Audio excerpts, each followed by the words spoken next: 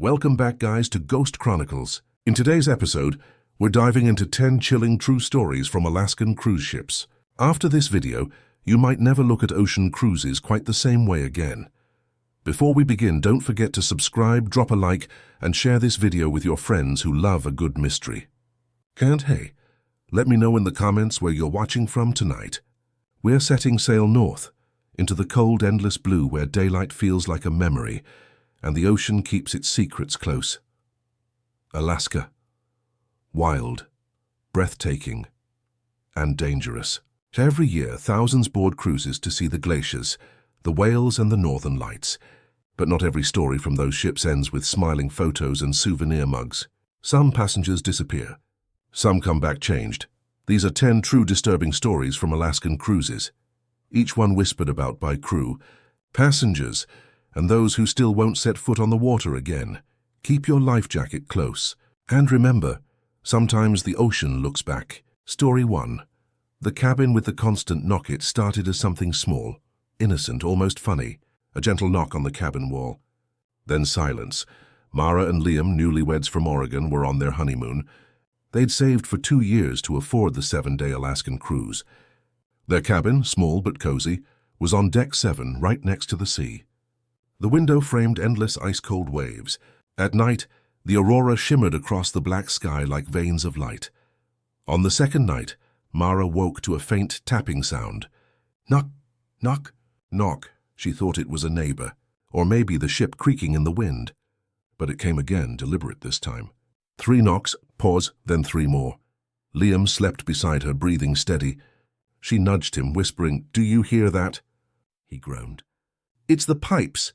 "Go back to sleep," she tried, but the knocks didn't stop. They always came from inside the wall, just beside her headboard. The next morning she mentioned it to the cabin steward, a young woman with tired eyes and a smile that didn't reach them. When Mara described the sound, the steward's smile faltered. "You're in 714. "Yeah, don't worry about it," the woman said quickly, eyes darting to the hallway. "Sometimes the ocean likes to remind us we're guests." That night the knocks came again, louder. Knock, knock, knock. Liam, now irritated, thumped the wall. "Cut it out," he shouted. The knock stopped, but at 3:13 a.m., Mara woke to the sound again. Only this time it wasn't coming from the wall. It was coming from inside the bathroom. She got up, heart racing. The cabin felt colder than before, her breath fogging in the air. The bathroom door was slightly ajar. A soft rhythmic sound echoed inside. She reached out, pushing the door open, and found nothing. Just their reflection in the mirror and the slow drip of the faucet. When she turned back, though, she swore she saw a faint handprint on the mirror, as if someone had pressed against it from the other side. By morning she was pale and silent. Liam laughed it off until the 3rd night, when he heard it too. Knock, knock, knock. But now it came from behind the mirror. 3 slow knocks, followed by a whisper barely audible through the hum of the ship's engine. "Let me out." The couple demanded a room change the next morning. The staff complied immediately. No argument, no questions. As they packed, the steward slipped a note under the door. It was hastily written, the paper slightly damp. "Don't tell anyone what you heard. Cabin 714 was sealed for 2 years after the accident. We thought it was safe again." When the ship docked in Juneau, Mara asked what accident she meant. The steward just shook her head. "A man died in that cabin during a storm.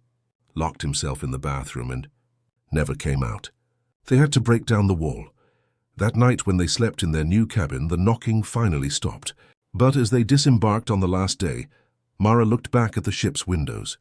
And for a split second she saw movement, a shadowed figure pressing its hand to the glass, just where their old cabin would have been. And she swore. The glass fogged, spelling 3 words, "Don't go far." Story 2. The passenger who never checked in. Every cruise begins with excitement. But sometimes, not everyone who boards is supposed to be there. It was the start of the summer cruise season. The Northern Spirit was departing from Seattle, bound for Juneau, Skagway, and Glacier Bay. Over 2,000 passengers crowded the decks, waving goodbye to the city skyline. Among them was Ellen Reeves, a travel vlogger known for her calm, gentle videos about remote adventures. She uploaded her first clip from the ship that evening, laughing as she filmed the endless blue horizon, her camera panning over other passengers, the glint of the ocean, and the orange sky. Her caption read, "Finally doing it. Alaskan Cruise Week, let's go." That was the last post she ever made. 3 days later, security footage showed Ellen walking alone down Deck 5 at 2:46 a.m. She wasn't wearing a jacket, despite the freezing wind. Her expression was distant, a blank. She stopped at the ship's railing, resting her hands there for almost 5 full minutes, and then turned to look directly at the security camera. It wasn't a normal glance. Her head tilted slightly. Her lips moved, forming words no one could hear. Then the camera glitched. Just a flicker. When the feed came back, Ellen was gone. The ship searched for hours. Helicopters, coast guards, announcements through every corridor. But Ellen Reeves had vanished without a trace. Here's where it gets strange. When investigators checked the ship's manifest, Ellen's name wasn't on it. Not just missing, never listed at all. Her booking number didn't exist. Her cabin, 928, was shown as unoccupied the entire voyage. But her suitcase was found inside, clothes neatly folded, passport on the desk, camera still recording, on the footage. The lens shakes as if she's holding it to her chest. Her breathing is quick. Then she whispers, "They said I wasn't supposed to be here." A pause. Then quieter, almost a childlike tone. "They're coming back tonight." The video ends with the sound of knocking, faint, steady. The cruise line tried to cover it up. The footage was corrupted, they said. But weeks later, another passenger posted a blurry photo taken during the safety drill. In the background, half hidden behind the crowd, was Ellen, smiling faintly. Except that photo was time-stamped 3 hours after she'd disappeared. Don't go far. Story 3. The Ship That Turned Around. You never forget the sound of the ocean when it goes quiet, because the sea never stops moving, unless something's wrong. In 2016, the Aurora Star made headlines for something it never explained. Midway through its route near Glacier Bay, it abruptly turned around, full reverse, at 2:30 in the morning. No public announcement. No emergency alarm. Just silence. Passengers awoke to the strange vibration of the engines slowing down. Windows fogged from the sudden stop. Some rushed to the deck, thinking there'd been an accident, but outside it was dead calm. No fog, no wind, no sound. Not even the usual waves hitting the hull. Crew members hurried through the halls, whispering into radios. The captain's voice never came over the intercom. By sunrise, the ship had reversed course by nearly 10 miles, then resumed its original path as if nothing happened. The captain later told passengers it had been a navigational correction, but the people who were awake at 2:30 say otherwise. Passenger Joel Sanderson, a retired Coast Guard officer, told a reporter later, "There was something in the water. Not an iceberg, not a ship, something. Huge. No lights, no shape you could make out. Just this shadow under the waves, like a mountain moving." He said it stayed beneath the ship for several minutes. You could feel it. The engines slowed, the air got heavy, and then the ocean went still. One woman fainted on the deck. Others claimed their phones all died at once, screens flickering white before shutting off. Then came the sound, a low, resonant hum from below. Not mechanical, organic, like the ocean was breathing. It vibrated through the railings, the windows, their bones. The captain ordered a full reverse. By morning, the thing, whatever it was, had vanished. When they docked back in Juneau, some of the crew quit on the spot. No reason given. The captain retired 2 weeks later. Officially, the Aurora Star had encountered a drifting ice formation, but passengers still talk about that night, when the sea stopped moving, and something beneath them started watching. Don't go far. Start Story 4, The Girl Who Talked to the Sea.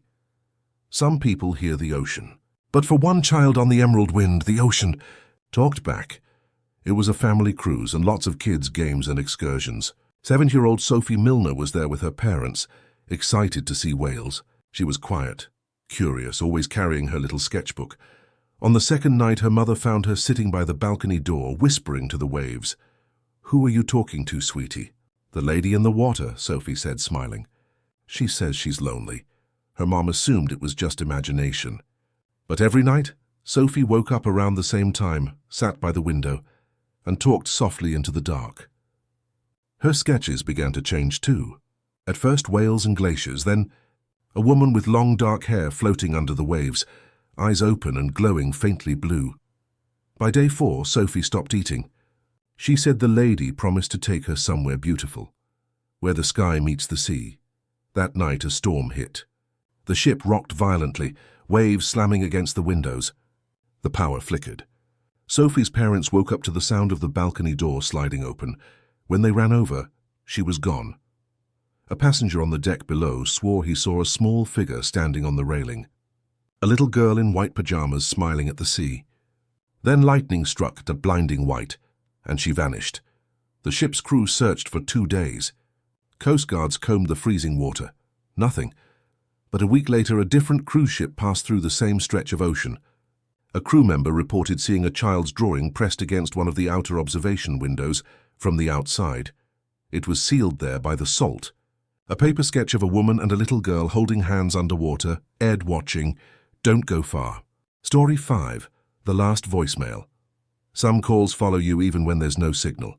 It started with a missed call. Just one.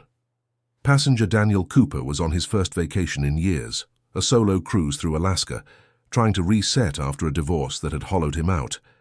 His phone was mostly off, but one night, he turned it on to check for messages. There it was, a missed call from his ex-wife, Claire. Time stamped at 2:14 a.m. She'd been gone for over 6 months. At first, he thought it was a glitch. Maybe an old notification the phone had resent when it connected to the ship's Wi-Fi. But when he played the voicemail, the world around him seemed to still. Dan? It's cold. I think I see the lights. Don't hang up. Then a sound, wind, water, and something that might have been sobbing. You didn't come back for me. The message ended there. He replayed it. Same thing every time. The next morning, Daniel asked the ship's communications officer if anyone could have spoofed a number. They checked the satellite logs. There'd been no outgoing or incoming calls at that time, not from any network, not even a ghost signal. For the rest of the trip, Daniel couldn't sleep. He kept hearing her voice in the wind, in the pipes, in the hollow echo of the dining hall. Sometimes he swore he heard her humming a tune from their wedding as he brushed his teeth. One night he went out onto the observation deck. The northern lights were rippling green and blue over the frozen Black Sea. He dialed her number, just to prove to himself it was impossible. The call connected, static. Then, you finally came. He dropped the phone. The line went dead. When he retrieved it, the screen displayed a single saved voicemail, one he didn't remember recording. It was his own voice. Trembling. I'm sorry I left you there. He checked the timestamp, and it was dated the next day, that morning. The ship's logs showed Daniel never left his cabin. But his phone was found on the outer deck, screen cracked, still glowing faintly with one notification. New voicemail. The file was empty. Story 6. The Missing Roommate. Some memories fade with time. Others are erased by something that doesn't want to be remembered. 2 college friends, Jess and Nina, booked a cruise together to celebrate graduation. They were inseparable, sharing jokes, clothes, and dreams of moving to the same city after the trip. They posted photos every day, standing on deck, laughing at buffets, posing with glaciers in the distance. Everything seemed perfect, until the 5th day. Jess woke up alone. Nina's bed was made, luggage gone, toothbrush missing. She assumed Nina had gone to breakfast early. But when she got to the dining room, no one had seen her. Her keycard didn't register anywhere, not the gym, the spa, or her cabin door, Jess told the crew. They began a quiet search. No announcements, no panic. By noon, a staff member pulled Jess aside. Are you sure you boarded with someone named Nina? Jess laughed nervously. Of course I did. We've been best friends since high school.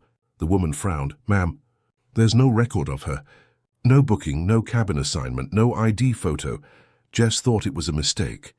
But when she opened her phone to show their selfies, Nina wasn't in them. In every photo, Jess was alone, laughing, posing, holding her camera out to someone who wasn't there. The more she scrolled, the more she realized Nina's things were gone not just from the room, but from her memory. She couldn't recall her face, her voice. The name started to feel wrong in her mouth, like it didn't belong to anyone real. She went to the front desk, crying, begging them to check again. One of the security officers gently handed her a clipboard. There it showed her cabin assignment, single occupancy. That night, Jess found a note slipped under her door. It said, "You weren't supposed to remember me." When the cruise ended, Jess told her parents everything. They thought she was exhausted. But she still dreams of laughter on the deck, of a hand in hers, and when she wakes, she can't remember who it belonged to. Some nights, her phone vibrates with a photo notification. Memories from this day, 1 year ago. It's always her smiling at someone just out of frame, and behind her the empty sea. Story 7. The window that wasn't there. Grief does strange things to the mind, but sometimes the mind sees what's really there. Evelyn Shaw wasn't supposed to take that cruise. She was a nurse from Seattle, and the ticket had belonged to her son, Michael, a photographer who'd booked the trip months before he died in a car accident. The cruise was his dream, to capture the Alaskan auroras. She decided to go in his place, to finish the journey for him. She brought his camera, his old jacket and his lucky compass. Her cabin was small and windowless, deep in the interior deck. But on the third night, she woke to a faint glow on the wall opposite her bed. She blinked, and saw a window that hadn't been there before. Through it she could see the ocean, black, endless, and still. And above it, faint green ribbons of the northern lights.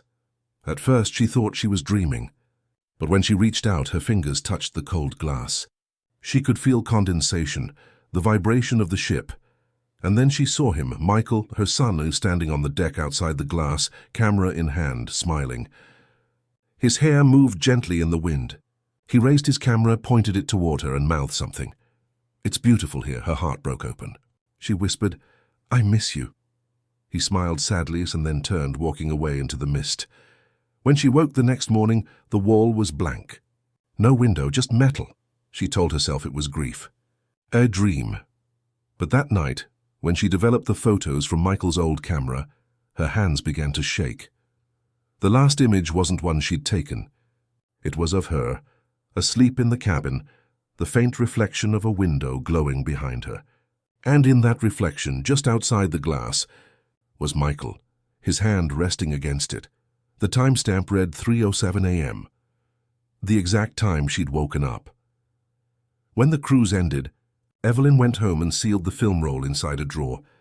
But every night, just before she falls asleep, she sees a faint green shimmer spreading across her wall, like the lights are still calling her back. Story 8. The passenger list. What if you saw your own name on a list that shouldn't exist? The Silver Horizon was known for its elegance, polished decks, piano music echoing through halls, staff who greeted every guest by name. For Amelia Brooks, a travel writer in her 30s, it was supposed to be a fresh start after her father's death. She was 3 days into the cruise when she met Lars, one of the ship's archivists. His job was to maintain passenger logs, an old tradition from before everything went digital. They struck up a conversation in the library as snow drifted outside the windows. "Most people don't realize," Lars said, flipping through a leather-bound ledger, "that we still write names by hand. For posterity," he smiled faintly. "Sometimes the ship remembers more than we do." Amelia laughed, until she saw a line near the bottom of the page, her own name, Brooks Amelia. Cabin 312, written in a darker ink, almost fresh. But next to it, in the departure column, was a single date, August 14th. That was 3 days away, the day before the ship was scheduled to dock. "Why's there a date there?" she asked. Lars frowned. "There shouldn't be. The departure column is filled after passengers leave the ship." He ran his finger over the ink. "Strange. I didn't write this." They laughed it off, or tried to at least, but Amelia couldn't shake the feeling. That night she woke to a noise in the hallway. A soft dragging sound. She opened her door and saw Lars standing there, pale, holding the ledger. His voice was trembling. It added another name. He turned the book toward her. Below her entry was a new line, Lars Jensen.